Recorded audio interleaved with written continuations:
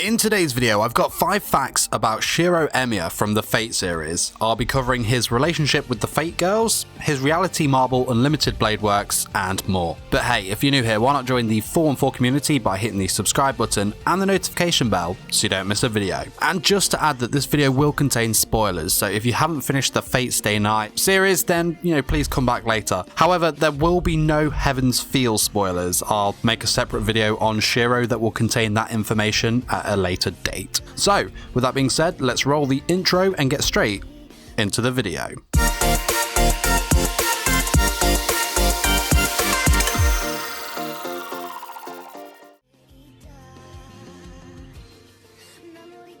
Shirou Emiya is the main protagonist of the Fate Stay Night series. He was the adopted son of Kiritsugu Emiya and of course the adopted brother to Eliasfeel. Shirou, as we know, was a master during the 5th Grail War, and his servant was the one and only Saber, aka Artoria Pendragon. As for Shirou, he is Japanese and stands at 167 centimeters tall, which makes him 5'4" and weighs 127 pounds. I did struggle to find out when his birthday is, so I guess you could say that Shirou's date of birth is a hard one to trace.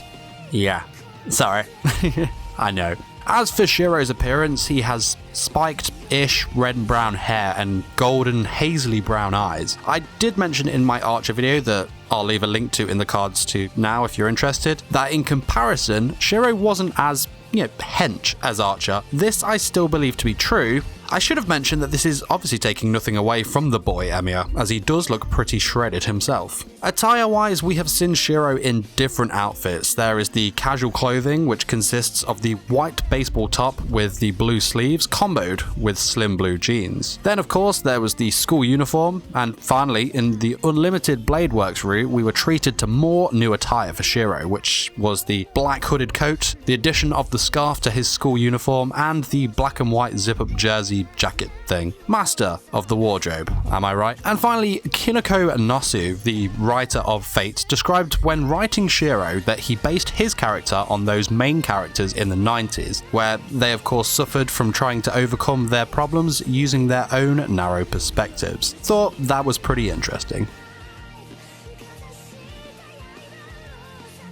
Because Shirou was adopted into the Emiya family, he can't inherit Kiritsugu's magic crest, though, this didn't stop Kiritsugu from training the young Shirou, albeit against his own will. Because of this, you would probably consider Shirou more of a spellcaster than a natural-born mage like the others in the Grail War. This disadvantage of his was an obviously noticeable one, especially to Rin, who was often left frustrated by his lack of natural ability. Now, I mentioned that Kiritsugu trained Shirou, but he really didn't have a desire to teach him Magecraft, as he wanted a better, more peaceful life for Shirou compared to that of his own. So instead of Magecraft, he would teach Shirou the odd bit of knowledge, sparse as it was, in all honesty. I did find some interesting numbers that compares where Shirou really stands as a mage. So here we go. If these mages were ranked out of 100, Rin Tosaka would rank between 70 and 100. Kiritsugu sits at around 40, and then there's Shirou, who ranks at 10 out of 100.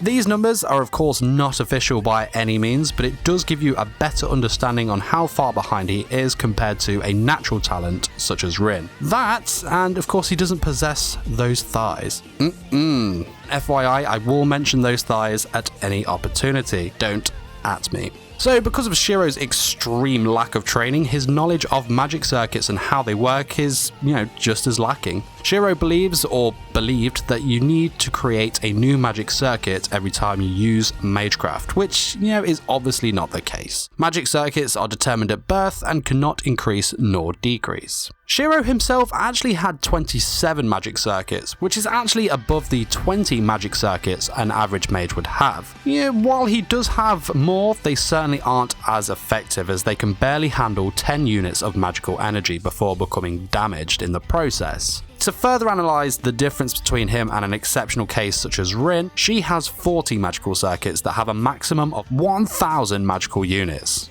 Crazy, right? If you want a video going into more depth about magic circuits and all that fun stuff, let me know in the comments. After I've done a few more character videos, I do want to explore other things such as this topic, and of course a more detailed video on things such as unlimited blade works that you all seemed interested in. So let me know. But anyway, back to this video. When Kuretsugu saved the young Shirou from the fire in the aftermath of the Fourth Grail War, he implanted Avalon within him. This act ultimately saved Shirou's life. Because Shirou has Avalon implanted within him, he is able to regenerate at a very high speed, as well as surviving blows that would normally be fatal. An example of this would be, the strike from Lancer at the beginning of the series. Now, another key aspect of Shirou possessing Avalon was that when the time came for him to take part in the Fifth Grail War, he was able to summon Saber as his servant. The same Saber, of course, that Kuretsugu had summoned during the Fourth Grail War, whose true name is none other than Artoria Pendragon, of course. Now, Shirou obviously being a very low-ranked mage meant that Saber could not get a sufficient supply of mana from her new master, which in turn made her parameters, aka a servant's stats, come out extremely lower than what she was capable of. Below, I have her parameters under Shirou. So in strength, she ranked a B, endurance and agility a C rank, mana and luck both a B rank, and finally her noble phantasm was a C rank. And though her stats were much worse under Shirou compared to Kuretsugu in the previous war for an example, you could argue that Shirou gets more out of Saber as a servant. Why, you may ask? Simply because the two's feelings, personalities and relationships with one another work, especially as the series progress. Though Artoria is, left often frustrated by Shirou's reckless behaviour, quite early on we see that she develops feelings for him. It was the way that, Shirou treated Saber as a human rather than a servant that took her back a bit. The two, you could say, also share similar traits with one another, which of course only increases the bond that they both already share. It's a bond so strong that even when Saber makes a new contract with Rin, she still refers to Shirou as master. Though in the different routes she does end up rejecting his feelings for her, she does eventually accept them, and of course her own feelings for him, and ends up waiting centuries to reunite with Shirou in Avalon. And of course, it's not only Artoria, but Shirou seemed to be quite the popular fella with the Fate Girls. In Unlimited Blade Works, he ends up developing feelings for Rin and does eventually become her boyfriend. Then there is the Heaven's Feel route, where his feelings are directed more towards Sakura, but as I mentioned earlier, no Heaven's Feel spoilers here, so I'll leave that one where it is for now. Because of Shirou's inability to properly use Magecraft, we see him use two forms pretty well. The first is Reinforcement Magecraft, and secondly, Projection Magecraft, though initially these are used at a very low standard. With the Reinforcement Magecraft, Shirou is able to analyze the structural composition of an object and then increase that object's effectiveness. As an example, he can make an object more durable, or to change the object's shape to make it more practical in use, and then return it to its original shape. But not only objects, but he can also use this skill on his own body, increasing his physical capabilities, which I think is pretty awesome. As an example, he can improve his eyesight so that he can see as far away as 4 kilometers. Once again, not going to translate that into miles as per the fail in my Archer video. Another ability that Shirou is actually quite skilled in is called Structural Grasp Magecraft. What this ability allows Shirou to do is analyze and understand the structure and design of objects as if he was looking at the very blueprints of the items. The next skill takes way more magical energy to use when compared to the previously mentioned Reinforcement Magecraft, and that is his Projection Magecraft. Because it takes so much more magical energy and the end results of the items he creates, leaving much to the imagined to be fair, means that most of the time it's completely useless to him. He does however improve over time, like every good protagonist does. And with Projection Magecraft, Shirou takes the knowledge gained from the previous abilities to then create or imitate that very object. Of course, like I mentioned earlier, at first his projections were very weak and hollow for that matter, so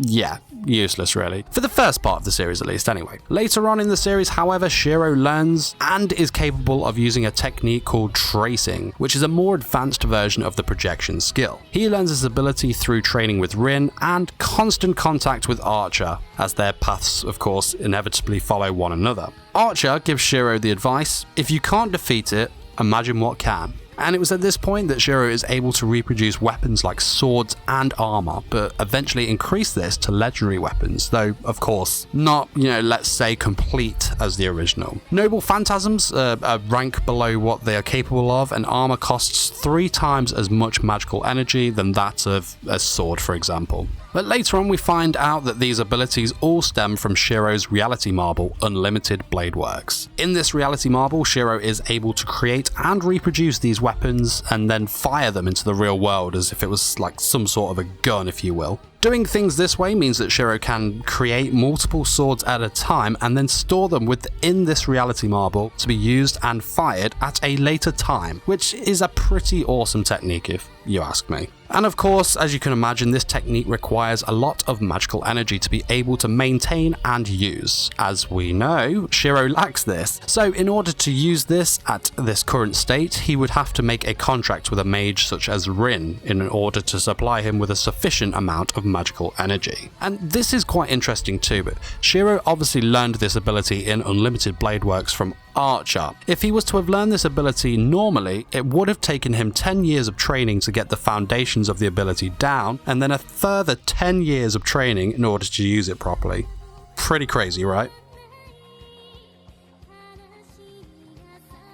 Shirou's Japanese voice actor is Noriaki Sugiyama. He has voiced other characters such as Sasuke Uchiha in Naruto and Naruto Shippuden, Uryu Ishida from Bleach, Rivals Cardamonte and Bento Sugiyama in Code Geass, and many more. Young Shirou's Japanese voice actress is Junko Noda. She has voiced other characters such as Totsuki Arisawa in Bleach, Mira Nigus from Soul Eater, and more. Shirou's English voice actor in the original Fate Stay Night series and the movie is Sam Riegel. He has voiced other characters such as Amina Shiraishi and the narrator in Lucky Star, Shino Aburame from Naruto, Clovis La Britannia in Code Geass, and many more.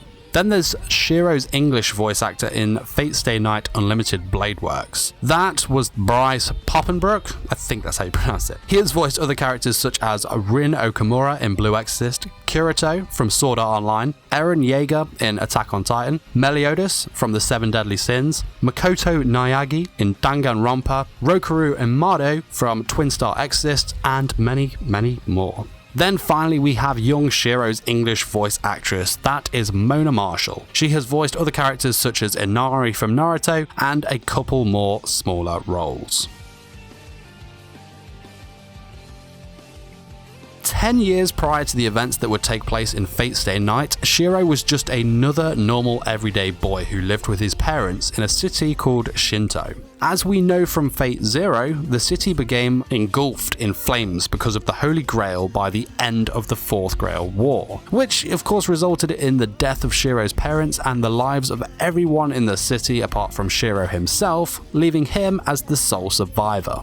At the time of this fire, Shirou was left mortally wounded. If it wasn't for Kiritsuku, who at the time was wandering the city dazed from what he had just caused, praying that he could just find and save someone for the first time in his life, rescued Shirou by planting Avalon within his body. Kiritsuku of course later visited Shirou while he was recovering and asked him if he would like to become his adopted son. Kiritsuku told Shirou that he was a mage, and for the next 2 years Shirou would constantly ask Kiritsuku to train him. Kiritsuku was completely against this, but eventually caved, though what he taught Shirou was very basic and told him that he could only use his craft in secret and for his benefit only. Shirou of course became obsessed by Kiritsuku's stories of his philosophy in wanting to become a hero of justice, someone that was capable of saving everybody. So much so that 5 years prior to the Fifth Grail War, when Kiritsuku's body finally gave out to the effect of the black mud from the Holy Grail and passed away, that Shirou decided to take Kiritsuku's wish of becoming a hero of justice and making it his reality.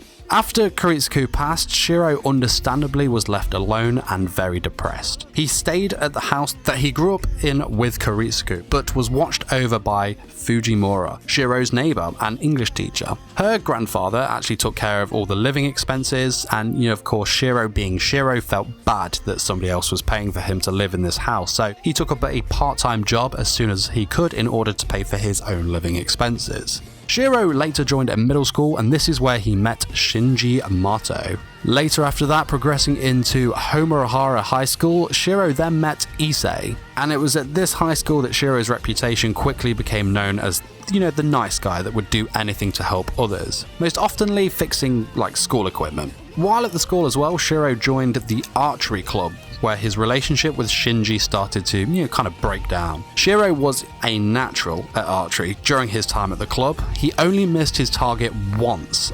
Even when he missed that shot, he declared before the shot had even been fired that he was going to miss. But Shirou suffered a bone fracture in his right shoulder during his part-time job and had to withdraw from the archery club during the summer of his first year. The injury itself, was nothing major, but Shinji being Shinji made a big deal out of it, saying that it was unsightly for someone with a burn mark to do formal shooting. So Shirou left the club, though it was also at a period where he was busy with his part-time job, so he used that as an excuse. Shirou soon became close with Shinji's sister Sakura, who would help Shirou with the household work while he was injured, and then continued to visit him long after his injury. As they got close, Shirou noticed that Shinji was abusing Sakura, and of course, naturally, the tension in their relationship started to build once again.